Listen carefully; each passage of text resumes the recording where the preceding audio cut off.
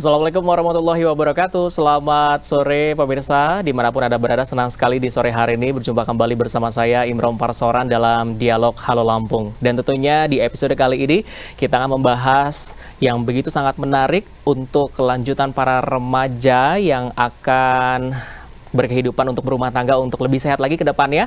Dan tentunya juga kita sudah bersama dengan salah satu narasumber yang tentunya sudah sangat ahli di bidangnya, tentunya dari Dinas Pemberdayaan Perempuan dan Perlindungan Anak Kabupaten Tulang Bawang. Nanti kita akan perkenalkan siapakah narasumber kita di sore hari ini. Tentunya bagi Anda yang ingin bergabung bersama kami nanti dapat menghubungi ataupun juga memberikan pertanyaan melalui kanal YouTube Radar Lampung TV, karena tentunya seluruh tayangan yang ada di Radar Lampung TV Anda dapat menyaksikan melalui live streaming di www.radartv.co.id ataupun juga melalui kanal YouTube Radar Lampung TV. Baik, pemirsa, tentunya di hari ini kita akan membahas tentang pengaruh perkawinan anak terhadap kejadian stunting. Yang seperti kita ketahui adalah pernikahan dini, ini adalah pernikahan yang berlangsung pada usia yang begitu muda, yakni di bawah usia reproduktif, yakni kurang dari 20 tahun pada wanita dan kurang dari 25 tahun untuk seorang pria. Dan tentunya pada tahun ini juga bahwa namun masih banyak di beberapa daerah saat ini yang melakukan pernikahan dini, baik itu wanita ataupun juga seorang pria yang memang mungkin karena ada beberapa faktor untuk melakukan pernikahan dini. Karena tentunya melakukan pernikahan dini pastinya banyak sekali terjadinya stunting ataupun juga para ibu yang belum siap untuk memiliki keturunan. Bahkan nantinya di dinas inilah untuk memberikan motivasi ataupun juga memberikan edukasi kepada seluruh remaja-remaja putri ataupun juga remaja-remaja putra ataupun juga kepada orang tua bahwa pernikahan dini adalah bukan hal yang sangat tepat untuk menyelesaikan sebuah masalah, melainkan akan mendapatkan masalah baru nanti ke depannya. Baik, kita langsung perkenalkan saja. Ini dia narasumber kita di hari ini. Ada Dr. Kandidat Yeni Puspitasari, SKM MKM, selaku Kepala Bidang Perlindungan Perempuan dan Anak dari Dinas Pemberdayaan Perempuan dan Perlindungan Anak Kabupaten Tulang Bawang. Assalamualaikum Ibu Yeni. Waalaikumsalam. Apa kabar Bu? Alhamdulillah sehat. Luar biasa, di hari ini kita juga akan membahas yang sangat menarik untuk memberikan informasi, memberikan edukasi kepada seluruh remaja-remaja yang ada di Provinsi Lampung, khususnya yang ada di Kabupaten Tulang Bawang. Nanti juga Ibu sudah siap untuk membahas tema-tema yang hari ini ya Bu ya? Siap. Oke, baik. Tentunya pemirsa, kembali kami mengundang bagi Anda yang ingin bergabung bersama kami, Anda dapat memberikan pertanyaan melalui kanal YouTube yang ada di Radar Lampung TV. Baik, Ibu Yeni, ini kan tema kita tentang pengaruh perkawinan anak terhadap kejadian stunting. Nah, definisi dari perkawinan anak itu sendiri mungkin kepada pemirsa yang ada di rumah, kan kalau anak-anak berarti di bawah 17 tahun atau mungkin masih usia belasan tahun seperti itu. Nah, tapi kalau misalnya menurut Ibu Yeni sendiri terkait definisi perkawinan anak ini seperti apa, Bu? Iya, yang pertama kita anak dulu ya. Jadi kalau kita mengacu kepada Undang-Undang Perlindungan Anak, Undang-Undang Nomor 35 Tahun 2014, bahwa anak adalah seseorang yang belum mencapai usia 18 tahun, termasuk anak yang masih dalam kandungan. Kemudian pernikahan anak atau perkawinan anak ya tentunya perkawinan yang berlangsung baik itu formal maupun informal ya, pernikahan ini di mana salah satu pasangan ataupun kedua pasangan masuk dalam kategori anak tadi. Jadi salah satu atau keduanya masih berusia kurang dari 18 tahun tadi. Ini pernikahan anak. Jadi memang pernikahan ini adalah dilakukan di bawah usia reproduktif, di bawah 18 tahun. Bahkan tadi yang kalau wanita adalah 20 tahun, idealnya untuk seorang pria adalah 25 tahun. Betul, Tapi biasanya apa sih Bu yang terjadi ataupun faktor utama perkawinan anak ini terjadi? Terjadi perkawinan. Jadi terjadi perkawinan anak memang saat ini bisa dikatakan Indonesia sendiri tengah menghadapi kondisi darurat nikah anak. Jadi memang pernikahan anak ini banyak terjadi di beberapa daerah di Indonesia ya. Nah, penyebabnya ini variatif ya, antara lain yang pertama mungkin dari faktor ekonomi, yang mana keterbatasan dari kemampuan dari orang tua untuk menyekolahkan atau memberikan hak pendidikan kepada anak, sehingga dengan menikahkan anak tadi dianggap sebagai suatu solusi yang dianggap untuk meringankan beban dari keluarga, sehingga anak terpaksa dinikahkan karena tadi ketidakmampuan dari keluarga atau orang tua untuk memberikan hak pendidikan kepada anak tadi ya. Kemudian faktor lain, faktor budaya ya, apalagi kita di Indonesia kita mengenal istilah patriarki ya, mana istilah patriarki suatu sistem yang menempatkan pihak laki-laki ini sebagai pihak utama atau sentral ya. Nah, setengah dengan adanya budaya ini yang beranggapan beberapa masyarakat artinya beranggapan untuk apa seorang wanita tadi ya, untuk apa sekolah tinggi-tinggi, menempuh jenjang pendidikan yang tinggi kalau pada akhirnya tadi menempatkan wanita ini sebagai seseorang yang bisa dikatakan di bawah ya, di bawah kendali dari laki-laki tadi yang hanya bertugas melayani suami, mengurusi kebutuhan rumah tangga. Itu tadi ya, kita dihadapkan dengan budaya itu. Kemudian dalam konotasi negatif juga nanti si wanita ini kalau semakin beranjak umurnya semakin tua, semakin ya, jadi bisa masih ada istilah perawan tua ya seperti itu ya, anak buru-buru terlalu dini untuk dinikahkan. Kemudian yang tidak kalah pentingnya saat ini ya, dengan era digital saat ini kita dihadapkan dengan kondisi bagaimana informasi apapun dapat kita akses. Betul. Dan tentunya informasi ini tidak semuanya adalah benar ya, tidak semuanya tepat. Ya, kadang anak mendapatkan informasi yang tidak tepat, dunia internet saat ini ya, sehingga apa yang terjadi? Anak-anak ini banyak terjadi ya tadi ya, kehamilan yang tidak diinginkan akibat dari pergaulan ya, pergaulan bebas tadi. Terjadi kehamilan tidak diinginkan, mereka putus sekolah.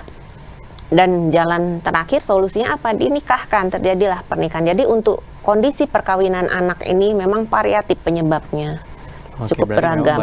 Banyak beragam untuk terjadi perkawinan anak. Iya, salah satunya betul. mungkin faktor kalau di berbagai perdesaan atau juga di berbagai kabupaten adalah yang paling muncul sering terjadi karena ekonomi seperti itu ya.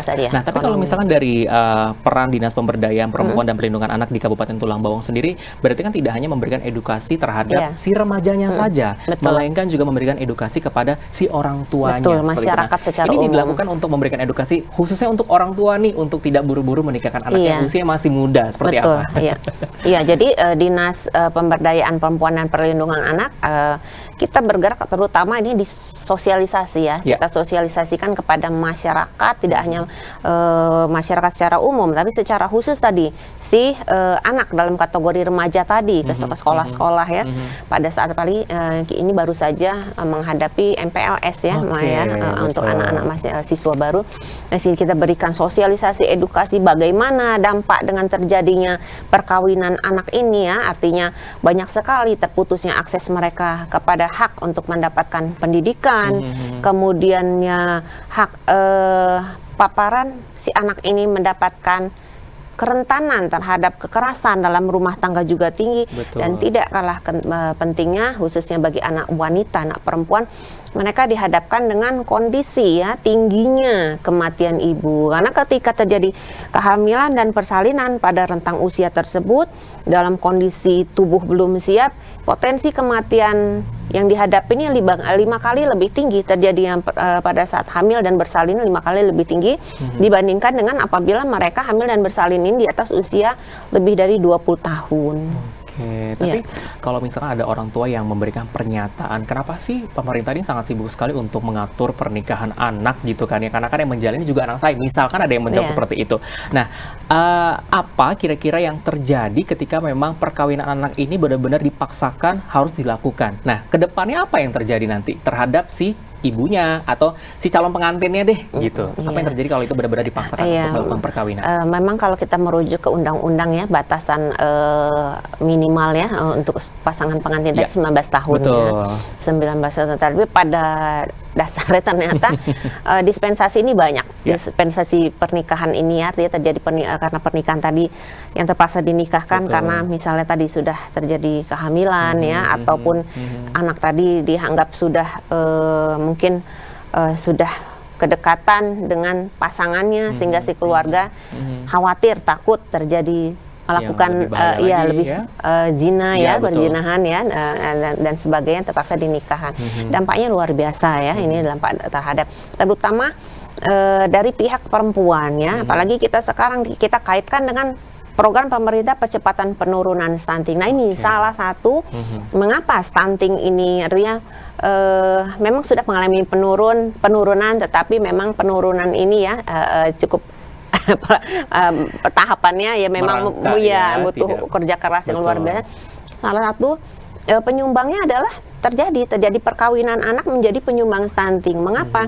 Karena tadi ya, kembali lagi bahwa tubuh seorang anak perempuan tadi dia akan menyesuaikan pertumbuhannya tadi usia kurang lebih 20 tahun tadi, 20-21.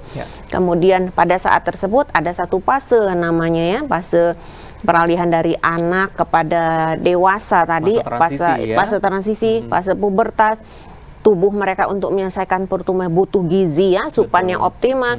Terjadilah kehamilan pada saat rentang usia anak tadi, kemudian gizinya berebut, berebutan ya. Satu sisi yang diasup tadi untuk menyelesaikan pertumbuhan tubuhnya sendiri, satu sisi untuk bayi yang dalam kandungan. Potensi stunting besar terhadap mereka yang hamil, anak-anak yang hamil pada rentang usia anak tadi.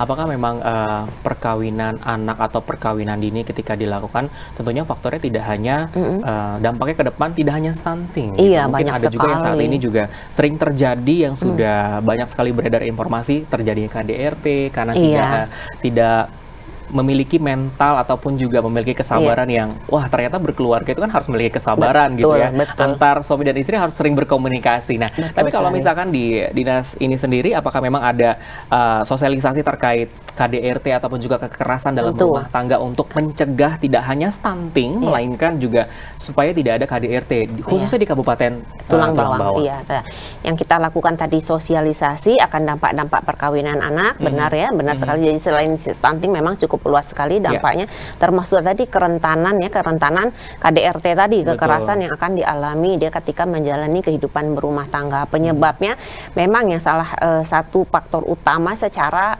dia psikologisnya belum siap untuk menjadi seorang ibu, belum siap. Kemudian mereka pasangan juga belum siap untuk menjadi seorang bapak. Kemudian kita bayangkan pada rentang usia tersebut anak bagaimana untuk ekonomi keluarganya dari mana? Mereka pasti belum bekerja kan? Bagaimana kehidupan keluarganya akan memenuhi kebutuhan, artinya kebutuhan pangan ya dari anak ataupun istrinya ya. Jadi rentan terjadi percekcokan ya karena banyak faktor tadi.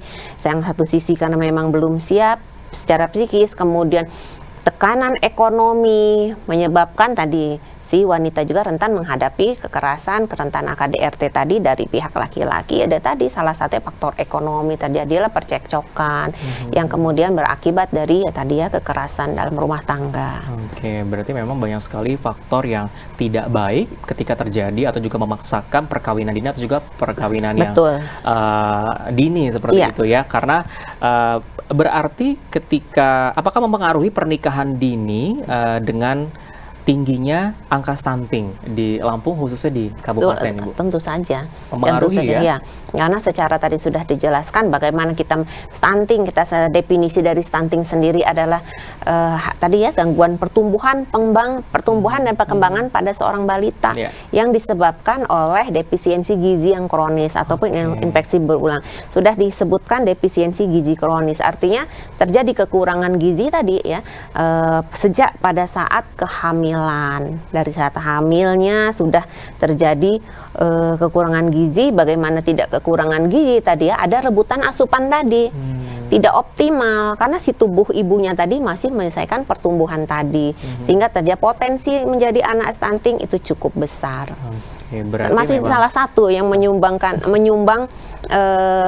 angka stunting di Kabupaten Tulang Bawang selain faktor-faktor lainnya. Berarti memang ibu muda ini adalah benar-benar beresiko ketika memang belum siap dari segi psikologi, mentalnya untuk mengandung, melahirkan, bahkan juga mengurusi untuk si cabang bayinya atau juga putra-putrinya yang baru saja dilahirkan. Apakah memang ibu muda ini ketika memang benar-benar melakukan pernikahan dini juga lebih banyak memiliki anak ke depannya, Ibu, karena kan belum bisa mengawasi jarak minimal Betul. antara anak 1 dengan anak 2 dan seterusnya. Betul sekali.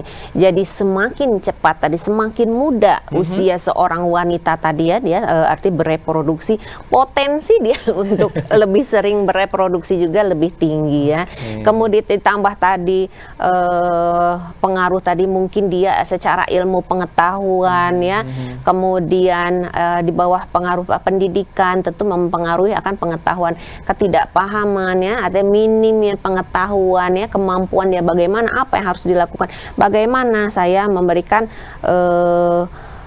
hak anak ya, bagaimana seorang anak ini bisa tumbuh kembang yang baik, optimal. Ini pengetahuannya kan masih sangat terbatas dari seorang ibu muda tadi. Oke, jadi memang berisikonya sangat banyak sekali. Jadi kalau misalnya buat pemirsa yang ada di rumah ataupun juga yang menyaksikan tayangan ini, mau itu di Provinsi Lampung ataupun juga di berbagai kabupaten kota di Provinsi Lampung, juga lebih mewaspadai ataupun juga lebih sadar bahwa memang pernikahan dini ataupun juga pernikahan yang muda itu tidak baik untuk kedepannya, apalagi usia yang memang masih di bawah reproduktif yang tidak dianjurkan oleh pemerintah seperti itu. Betul. Tapi kalau misalnya ketika seseorang sudah terlanjur karena memang yang tadi sudah dijelaskan oleh Ibu Yeni adalah mungkin karena sudah hamil duluan atau juga karena memang lebih ke ekonomi, orang tuanya mungkin sudah ya sudahlah tidak sanggup lagi untuk mengurusi anak, bahkan akhirnya dinikahkan dengan seorang laki-laki menjadi satu keluarga seperti itu.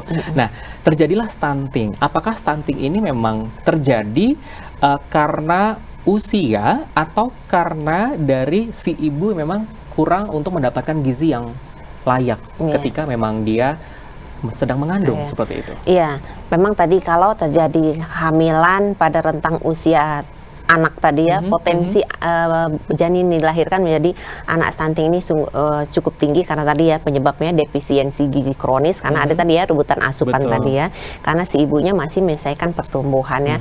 Nah, di tulang bawang ini dalam percepatan penurunan stunting ini memang tidak hanya dilakukan oleh leading sektor saja ya, tetapi banyak lintas sektor, beberapa organisasi perangkat daerah yang berkontribusi terhadap semuanya ya, harus berkontribusi terhadap percepatan penurunan stunting. Kalau terjadi misalnya sudah terjadi kehamilan tadi ya, kehamilan tidak diinginkan pada rentang usia anak dan akhirnya dinikahkan anak ini ya, maka di sini misalnya dari BKKBN saja ya, mereka punya program namanya TPK, tim pendamping keluarga. Jadi ini akan didampingi si anak ya, anak yang mengandung tadi, ya anak calon punya anak tadi ya, anak punya anak ya katakan, ini akan didampingi kehamilan. Untuk apa didampingi kehamilannya? Diawasi kehamilannya, apakah berat badan si ibu selama hamil meningkat, asupan gizinya terpenuhi atau tidak. Kemudian apakah ia mengalami paparan resiko misalnya anemia dan sebagainya. Ini akan dikawal ya kehamilannya. Artinya ketika terjadi didapati ada faktor resiko, maka di sini akan dilakukan intervensi dini. Harapannya apa? Harapannya tidak terjadi stunting tadi, meminimalisir tadi ya, sehingga kita harapkan asupan benar-benar terpenuhi, si ibu yang hamil tadi tidak mengalami anemia, sehingga kita harapkan anak yang dilahirkan tidak mengalami stunting, karena memang ini sudah beresiko dari usia ibunya sendiri, dia sudah beresiko punya potensi melahirkan anak stunting dari usia tadi, sehingga ini dikawal ketat oleh satu tim yang namanya tim pendamping keluarga. Oke, baik Ibu Yeni, nanti kita akan membahas lagi lebih dalam terkait tema kita di hari ini tentang pengaruh perkawinan anak terhadap kejadian stunting. Namun setelah usai jeda pariwara berikut ini, Halo Lampung akan segera kembali.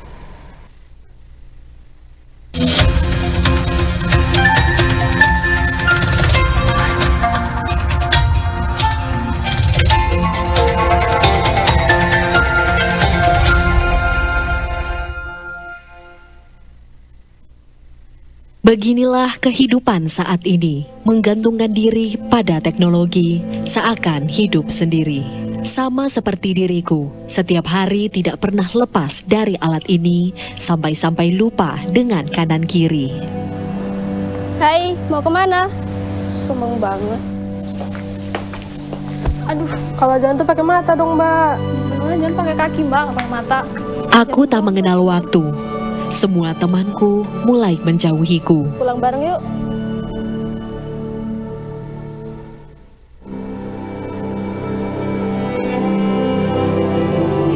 Hidup tanpa arah, Orang tuaku mengingatkanku tanpa lelah. Kenapa Pak? Halo nak, di mana? Lagi main game loh. Bentar aja sih teleponnya. Aku semakin resah, aku pun semakin menjadi-jadi.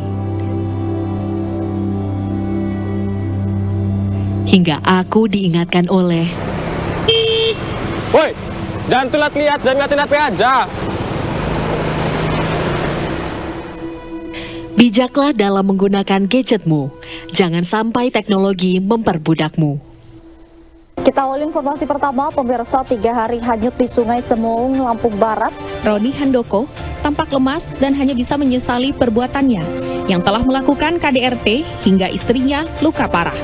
Saat peristiwa kebakaran terjadi, api dengan cepat membesar sebab di lokasi kejadian banyak tersimpan BBM jenis solar. Akibatnya, 2 unit mobil, 1 unit sepeda motor, dan sejumlah bak-bak yang diduga dijadikan tempat penyimpanan solar pun hangus terbakar. Bahan peledak jenis granat nanas kali pertama ditemukan oleh Yanto pada Ahad siang. Usai melakukan olah TKP, jajaran Polsek Teluk Betung Selatan langsung mengamankan 14 remaja. Saksikan terus Radar Pagi, Senin sampai Sabtu pukul 7 waktu Indonesia Barat. Hanya di Radar TV.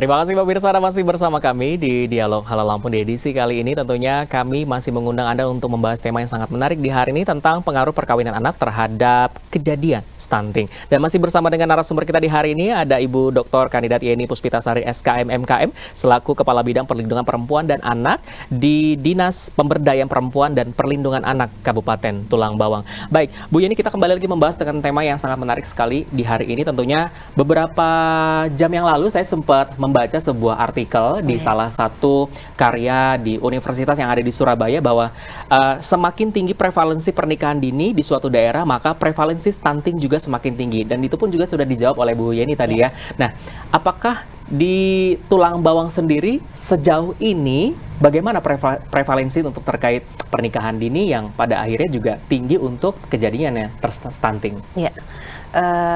Seperti tadi bahwa untuk situasi secara umum ya, secara nasional memang bisa dikatakan ya, di Indonesia ini kita tengah menghadapi kondisi darurat pernikahan anak. Jadi di beberapa daerah memang perkawinan anak ini masih sangat tinggi.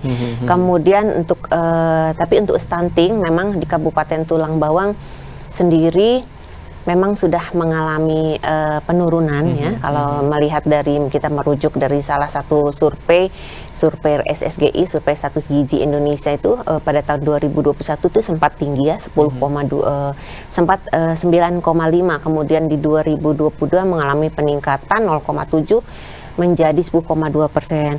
Tetapi tahun 2023 kemarin berdasarkan survei kesehatan Indonesia, ini angka stunting sudah turun kembali walaupun turunnya menjadi 9,8. Tetapi memang stunting sendiri masih tinggi di Tulang Bawang ya, terdapat kurang lebih 1.509 anak stunting Kabupaten Tulang Bawang ya.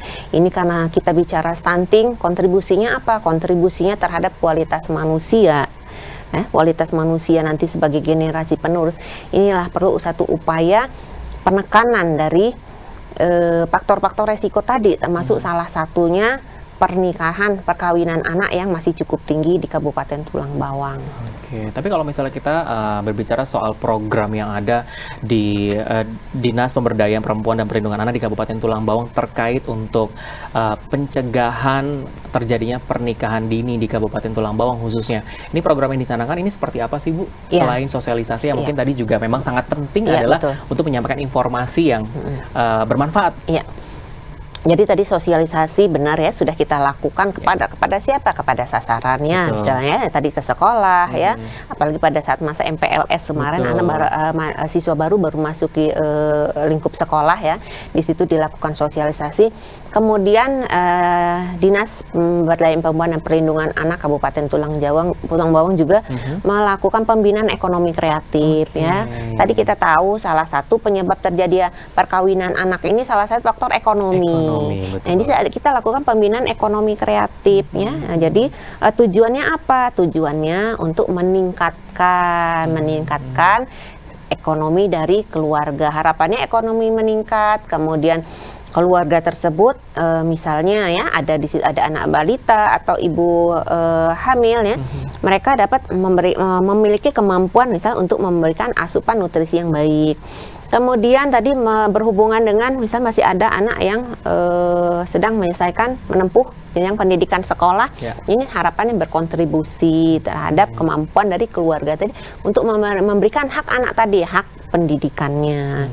Jadi kita ada pembinaan ekonomi kreatif. Kemudian edukasi ini melalui apa ya? Melalui arti kita berikan edukasi kepada masyarakat umum, baik pemasangan spanduk ya, banner, leaflet yang kita bagikan yang bagaimana meningkatkan pengetahuan masyarakat akan dampak dari perkawinan anak tadi, khususnya terhadap stunting ya. Tapi tidak hanya stunting ya sini ya.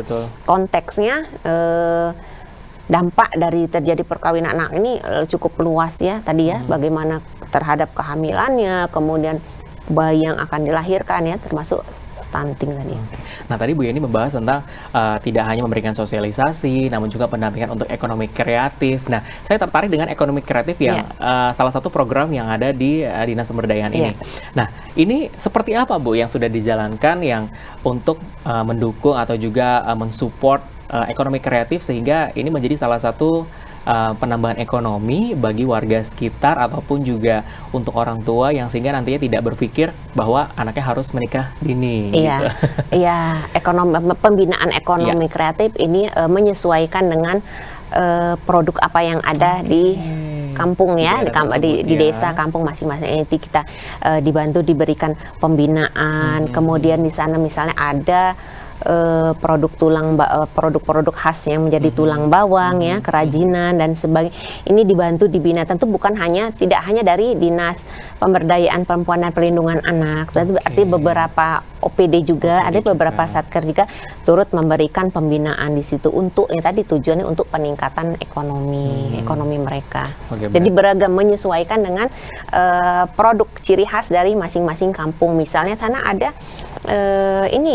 pelatihan sulam ya, sulam kalau di Tulang Bawang tuh ada sulam usus, kemudian ada madu maduaro ya, maduaro itu hasil tulang bawang, kemudian produk olahan pangan juga ya dari kerupuk dari bahan biji karet itu, kemudian tiwul ya, artinya kemudian intip itu seperti kerak nasi ya, artinya itu kita bantu bagaimana mendistribusikannya, kemudian bagaimana memberikan pelatihan masyarakat ya, masyarakat secara umum tadi diberikan pelatihan. Ini bekerja sama dengan beberapa lintas sektor lainnya. Berarti benar-benar dilatih dari hulu ke hilir ya Bu, ya, mulai dari proses pembuatannya seperti apa dan juga bagaimana untuk melakukan pemasarannya, targetnya kemana, sehingga betul sekali. Tidak hanya ahli untuk membuat, tapi juga untuk bisa gimana cara memasarkan produk yang sudah dimiliki seperti itu ya. Ataupun juga mungkin bisa mendaur ulang produk-produk yang tidak dipergunakan dari bungkus-bungkus jadi batik sebuah batik tulis juga ada. Jadi itulah yang memang dilakukan oleh Dinas Pemberdayaan Perempuan dan Perlindungan Anak Kabupaten Tulang Bawang untuk meningkatkan atau juga menurunkan terjadinya pernikahan dini yang ada di Kabupaten Tulang Bawang ya Bu ya. Nah, tapi kalau misalnya tadi kita juga sempat membahas tentang yang namanya stunting Ibu. Tapi kalau misalnya pernikahan dini ini kan rata-rata memang terjadinya adalah pasti stunting karena kekurangan gizi dan lain sebagainya. Nah, tapi kalau dampak dari pernikahan dini selain stunting, ini apa aja yang terjadi? Banyak sekali ya. Artinya dampak dari perkawinan ini luar biasa. Yang pertama terjadi perkawinan anak. Mereka melakukan hubungan seksual ya. Mereka mereka melakukan hubungan seksual awal ya, hubungan seksual dini. Kita tahu saat ini di Indonesia ini kanker serviks ini untuk kategori penyakit kanker masih menjadi nomor 2 pembunuh pada kategori kanker ya pada wanita ya setelah nomor 1 kanker payudara ya. Nah, salah satu penyebab dari kanker serviks ini tadi hubungan seksual awal, hubungan seksual dini ya. Jadi satu yang peningkatan dari kanker ya. Kemudian tadi anak tadi hamil bersalin ya. Pada saat hamil pada si ibunya ini komplikasi ya, yang kita khawatirkan terjadi komplikasi. Kenapa terjadi komplikasi? Kembali lagi tadi ya, belum siap untuk pada rentang tersebut terjadi kehamilan ini belum siap, tubuh ini belum siap, organ reproduksi belum siap.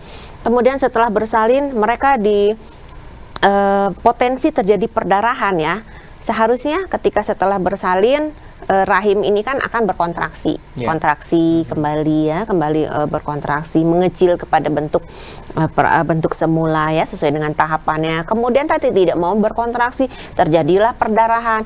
Ancaman perdarahan ini adalah ya tadi ya, kematian dari ibu kalau tidak cepat mendapatkan akses kepada rujukan tadi, pihak fasilitas rujukan ya, tentu ancaman kematian karena perdarahan tadi ya. Nah, kemudian pada anak yang dilahirkan tadi ya, potensi lahir sebagai bayi prematur cukup tinggi, bayi prematur ya, artinya dia belum siap, belum aterem, belum waktunya untuk siap untuk dilahirkan, kemudian dia lahir, tentunya potensi dia juga untuk mengalami tadi ya, mengalami untuk beradaptasi dengan dunia luar ini juga cukup berat bayi prematur kalau tidak dengan pengawasan yang ketat. Kemudian berat bayi lahir rendah mengindikasikan berat bayi lahir rendah harusnya idealnya 2.500 sampai dengan 4.000 gram ya ini lahirannya ya. Nah, kemudian lahir dengan berat badan kurang dari 2.500 tadi. Ini mengindikasikan bahwa sudah terjadi nih defisit gizi sejak dalam kehamilan karena dia lahir dengan berat badan di bawah standar tadi, di bawah yang seharusnya. Kemudian komplikasi-komplikasi lainnya pada anak yang nanti yang kita khawatirkan kan kualitas anak yang akan dilahirkan ini menjadi suatu ancaman terhadap kualitas yang akan dilahirkan karena faktor-faktor tadi. Oke, nah tapi kan terkadang ada yang terjadi bahwa memang di usia kandungan ataupun juga masih masa hamil, ini kan bisa terdeteksi ya Bu ya, berat dari si bayinya dan sebagainya. Nah, ketika memang si ibu ini memang masih muda, namun usia ataupun berat badan si janinnya ini melebihi batas nih Bu. Mungkin sekarang banyak sekali yang kayak obesitas seperti itu, tapi dia masih di dalam kandungan. Itu apa yang terjadi ketika memang ibu muda, tapi ternyata janinnya memang berat badannya melebihi yang memang harus ditentukan. Misalkan, wah ternyata udah lebih dari 4 kilo misalnya, berarti kan besar sekali nih. Apakah ini menjadi dampak berbahaya juga untuk si ibu muda ini? Jadi tadi, karena tadi begitu tadi ya, ketika ada sebenarnya calon pengantin saja harusnya sudah tadi ya dilakukan tadi pengkajian, ada tim pendamping keluarga yang tugasnya akan mengawasi kehamilan ini. Nanti akan diawasi, ya, idealnya seorang ibu hamil ini akan memeriksakan kehamilan ke fasilitas kesehatan 6 kali minimal ya, agar terpantau. Tapi kalau memang tidak tadi melakukan pemeriksaan, nanti ada tim pendamping ini yang akan melakukan kunjungan rumah.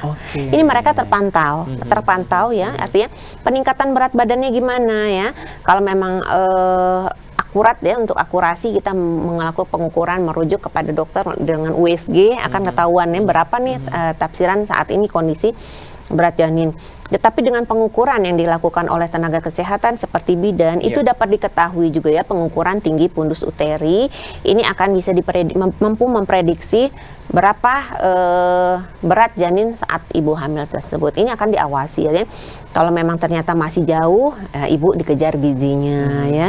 Kemudian ternyata ya tadi sudah melebihi ya, ibu mungkin dikurangi yang karbonya ya, gulanya, karbonya, seperti itu. Mereka terpantau.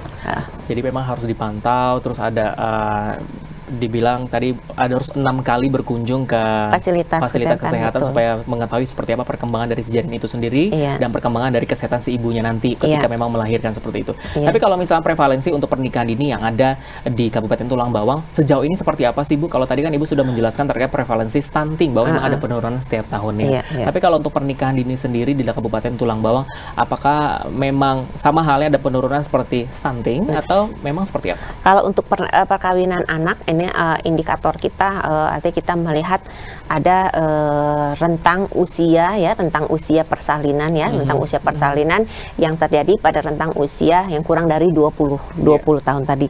Dari situ kita mengetahui artinya gambaran dengan tingginya persalinan pada rentang usia tersebut mengindikasikan bahwa perkawinan anak tadi dengan berbagai penyebab ini masih tinggi Kabupaten Tulang Bawang. Tapi perlu nggak sih Bu Yeni terkait pernikahan? Kalau misalkan pernikahan dini itu terjadi, kan kalau kita menikah harus ada 2 pemberkasan ya Bu ya, sah menurut agama dan juga sah menurut negara, seperti itu.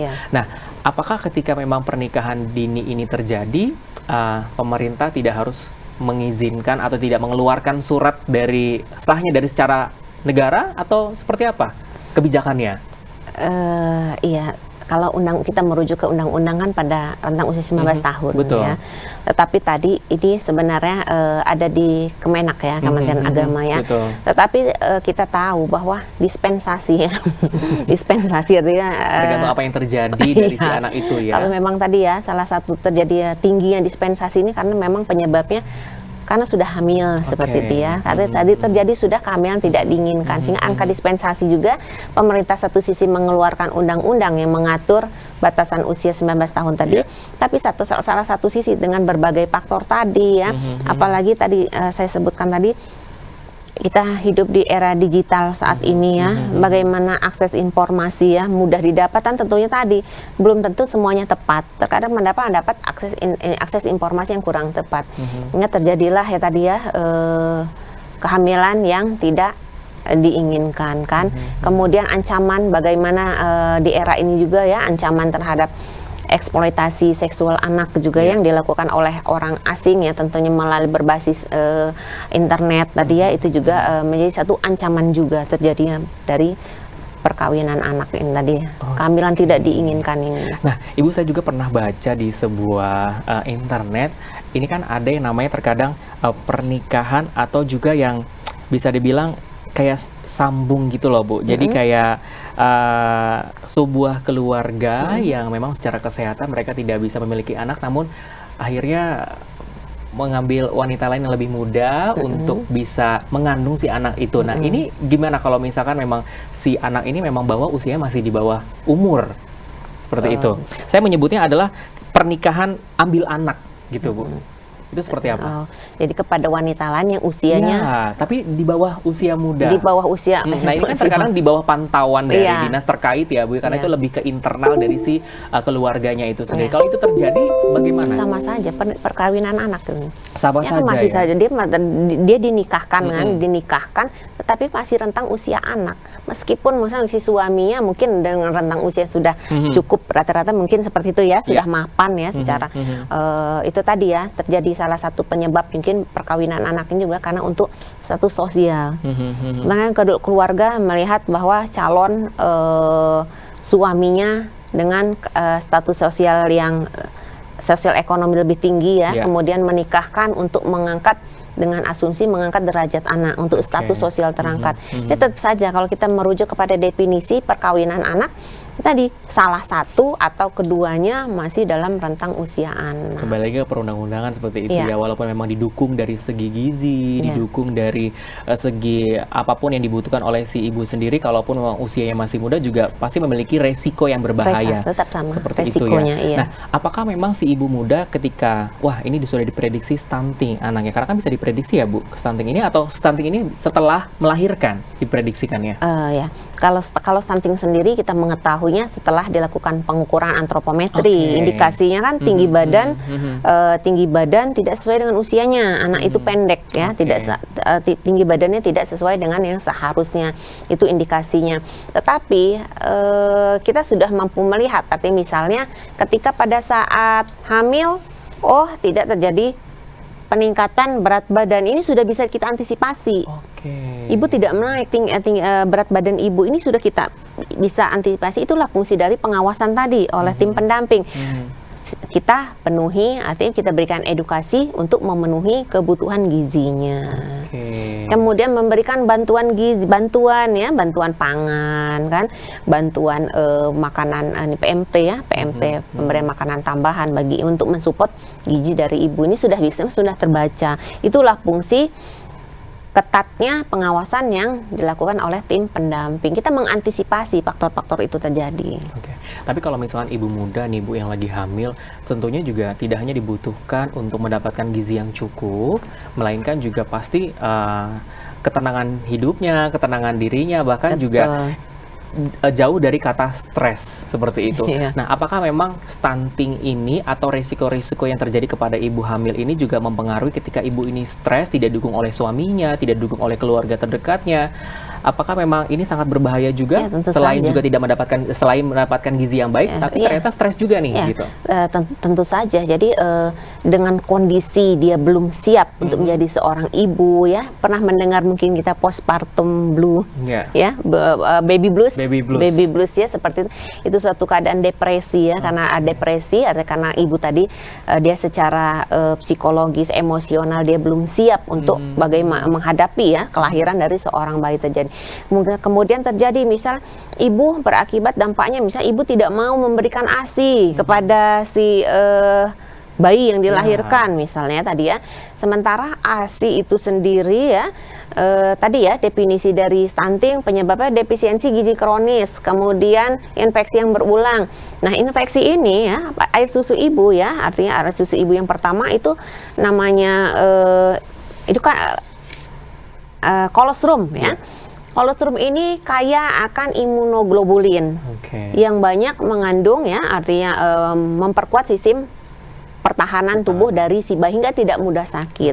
Kemudian ASI dengan komposisi yang sudah luar biasa menyesuaikan dengan usia pertumbuhan anak, ini sangat tepat sekali, sudah mengandung gizi yang optimal untuk mendukung tumbuh kembang dari si balita tadi, sehingga anak tidak mudah sakit. Itu penting sekali. Kalau ibu stres, kemudian dia tidak mau memberikan ASI-nya, kemudian tidak memberikan pola asuh yang baik kepada si anak yang dilahirkan ya, potensi paparan stunting juga menjadi faktor resiko yang tinggi ya. Berarti memang yang diperhatikan tidak hanya dari segi gizi ataupun juga makanannya saja, pasti juga kestabilan dari emosional, kesehatan mentalnya dari si ibu hamil ini sendiri ya, terutama. Baik, Ibu Yani, ini kita nanti akan kembali lagi setelah usai jeda pariwara berikut ini. Segmen terakhir kita akan kembali lagi hadir dengan tema yang sangat menarik di hari ini. Untuk tetaplah bersama kami di Dialog Halo Lampung, akan segera kembali.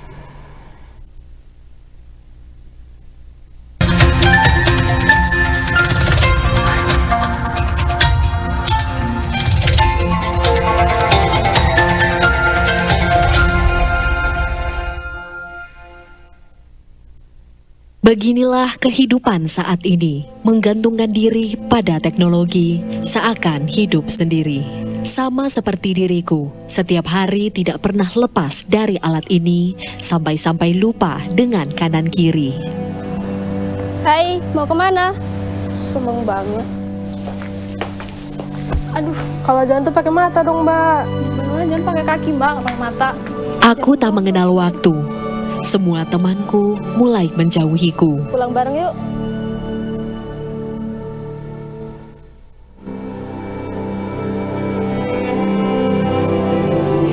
Hidup tanpa arah. Orang tuaku mengingatkanku tanpa lelah. Kenapa, Pak? Halo, Nak, di mana? Lagi main game loh. Ntar aja sih teleponnya. Aku semakin resah, aku pun semakin menjadi-jadi. Hingga aku diingatkan oleh... Woi, jangan telat lihat, jangan ngatin HP aja. Bijaklah dalam menggunakan gadgetmu. Jangan sampai teknologi memperbudakmu. Kita awali informasi pertama, pemirsa, 3 hari hanyut di Sungai Semeung, Lampung Barat. Roni Handoko tampak lemas dan hanya bisa menyesali perbuatannya yang telah melakukan KDRT hingga istrinya luka parah. Saat peristiwa kebakaran terjadi, api dengan cepat membesar sebab di lokasi kejadian banyak tersimpan BBM jenis solar. Akibatnya, 2 unit mobil, 1 unit sepeda motor, dan sejumlah bak-bak yang diduga dijadikan tempat penyimpanan solar pun hangus terbakar. Bahan peledak jenis granat nanas kali pertama ditemukan oleh Yanto pada Ahad siang. Usai melakukan olah TKP, jajaran Polsek Teluk Betung Selatan langsung mengamankan 14 remaja. Saksikan terus Radar Pagi, Senin sampai Sabtu pukul 7 waktu Indonesia Barat. Hanya di Radar TV. Mobil angkutan kota atau angkot miliknya terbakar. Peristiwa terjadi di Jalan Sriwijaya, Kelurahan Kota Bumi Tengah, Kota Bumi, Kabupaten Lampung Utara.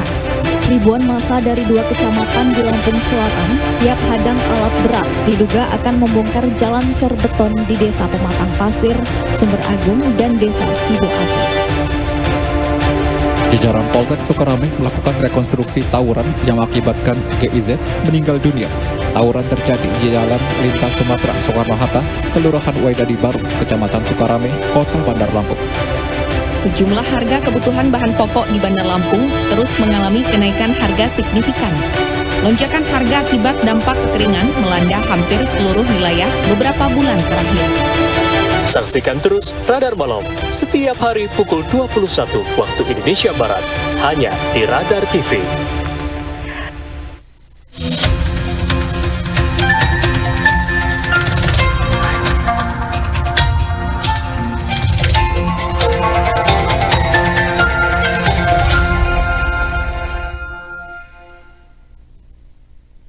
Terima kasih pemirsa, Dialog Halo Lampung kembali lagi hadir untuk menjumpai Anda di segmen terakhir kali ini. Masih tema yang sangat menarik, yakni tentang pengaruh perkawinan anak terhadap kejadian stunting. Dan tentunya kami masih mengundang untuk Anda menyaksikan tayangan ini melalui live streaming kami di kanal YouTube Radar Lampung TV. Baik, bersama dengan narasumber, masih bersama Ibu Dr. Kandidat Yeni Puspitasari SKM MKM selaku Kepala Bidang Perlindungan Perempuan dan Anak dari Dinas Pemberdayaan Perempuan dan Perlindungan Anak Kabupaten Tulang Bawang.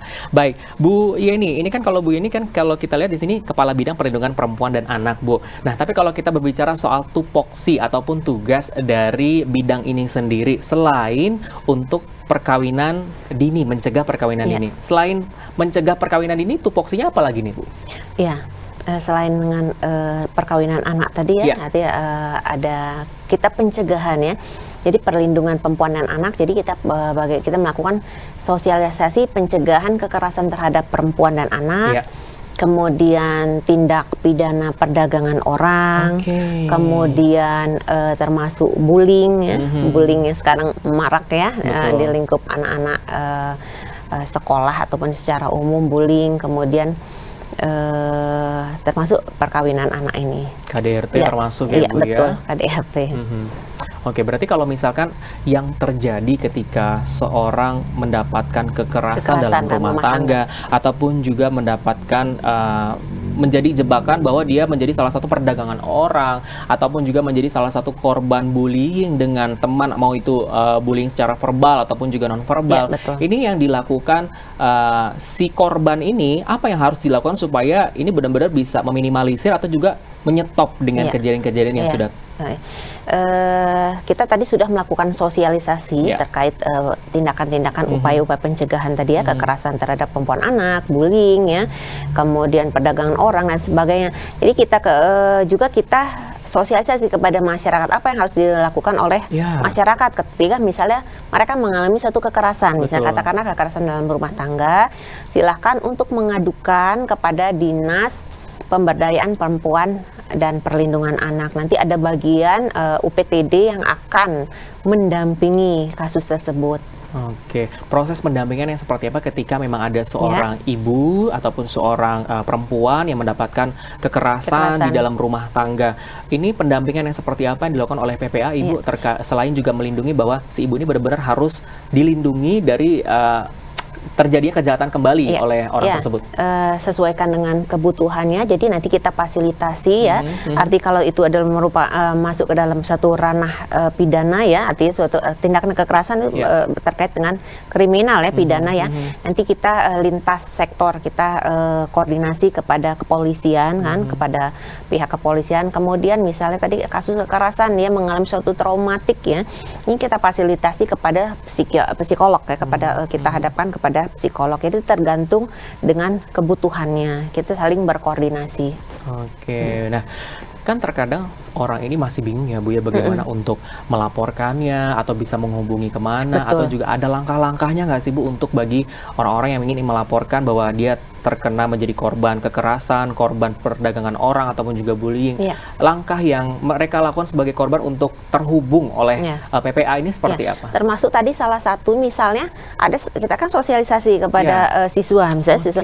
Ternyata misalnya mereka mengalami saya dipaksa oleh orang tua saya atau suatu tekanan tertentu untuk melakukan pernikahan misalnya, kita sosialisasikan bagaimana mereka harus mengadu ya. Kita ada suatu ruang pengaduan ya, ada ruang pengaduan. Kemudian kita juga di dinas menyediakan rumah aman ya. Rumah aman itu ketika terjadi suatu kasus ya, kasus kekerasan, di mana mereka untuk mengamankan, untuk tinggal sementaranya ada rumah aman ya. Itu sudah kita sosialisasikan kepada masyarakat. Apalagi terkait dengan perkawinan anak dengan era digital, beberapa kasus misalnya ya, si wanita ini ya di bawah anak-anak perempuan katakanlah ya, sekolah di bawah tekanan dari pacarnya misalnya, di bawah tekanan dari pacarnya untuk melakukan sesuatu yang diinginkan oleh pasangannya tadi pacarnya ya, di bawah tekanan ini kemana mereka harus melaporkan. Kita sudah sosialisasikan. Jadi hotline ya untuk pengaduan, ruang pengaduan, atau bisa datang langsung ke Dinas Pemberdayaan Perempuan dan Perlindungan Anak, nanti akan difasilitasi sesuai dengan apa yang menjadi kebutuhannya. Oke, jadi memang prosesnya tidak begitu sulit, bahkan tinggal laporkan saja seperti apa yang dirasakan, seperti itu Ibu ya. Oke, nah tapi kalau misalkan ada seorang anak perempuan yang memang terkadang kan susah untuk bercerita ya Bu ya, atau juga untuk menyampaikan keluh kesahnya kalau tidak benar-benar bersama dengan seorang konselor ataupun dengan seorang psikolog untuk menyampaikan keluh kesahnya seperti itu. Apakah memang ada program khusus yang ada di PPA ini terkait konseling khusus untuk anak-anak remaja ataupun juga kepada orang-orang yang memang membutuhkan melakukan konseling ini yang dilakukan oleh psikolog ataupun juga konselor seperti itu? Sebenarnya kita ada juga forum anak ya, forum anak. Jadi forum anak itu termasuk ada anak-anak yang sudah dilatih. Jadi menjadi suatu konselor teman sebaya ya. Karena kan mereka lebih enak ya untuk curhat ya, curhat dengan teman sebaya.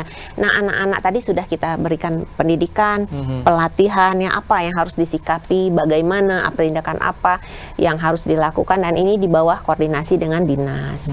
Ya. Nah, Ibu ada salah satu kasus yang memang pernah marak terjadi beberapa bulan bahkan di tahun kemarin terkait perdagangan orang. Ini kan termasuk perdagangan orang kalau menurut saya ya, terkait ketika ada sebuah platform yang dimana para ibu ini memang bukan dipaksa ya, tapi memang untuk hamil dan bayinya mungkin bisa dijual. Nah, ini kan dengan harga yang sangat tinggi, itu sering terjadi ya Bu ya, diberikan oleh keluarga yang memang membutuhkan anak, dan tapi caranya yang salah. Nah, ini kalau tanggapan dari Ibu Yeni sendiri seperti apa Bu terkait perdagangan orang ya?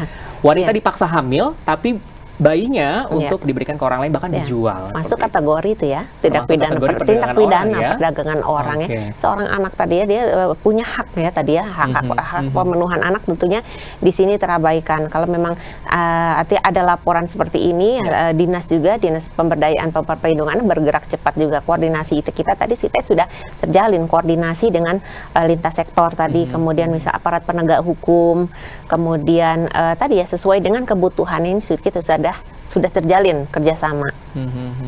Oke, berarti memang sudah banyak sekali kerjasama dengan stakeholder lain ataupun juga dengan keamanan di sekitarnya, bahkan juga sudah banyak sekali organisasi-organisasi yang mungkin kalau ini bisa bekerja sama dengan PPA seperti itu ya, supaya semua program yang ada di PPA ini juga berjalan dengan baik, walaupun memang ada beberapa hambatan. Nah, kalau hambatannya sendiri nih Bu terkait mencegahnya perkawinan dini ataupun juga mencegah atau preventif untuk stunting. Nah, ini hambatan dilakukan atau juga dari PPA sendiri, ini hambatannya apa aja sih Bu? Pasti kan banyak sekali ya. Kalau hambatan tadi ya kembali ya, misalnya fokus kita tadi sosialisasi ya, terkait kita sosialisasi dampaknya dan sebagainya.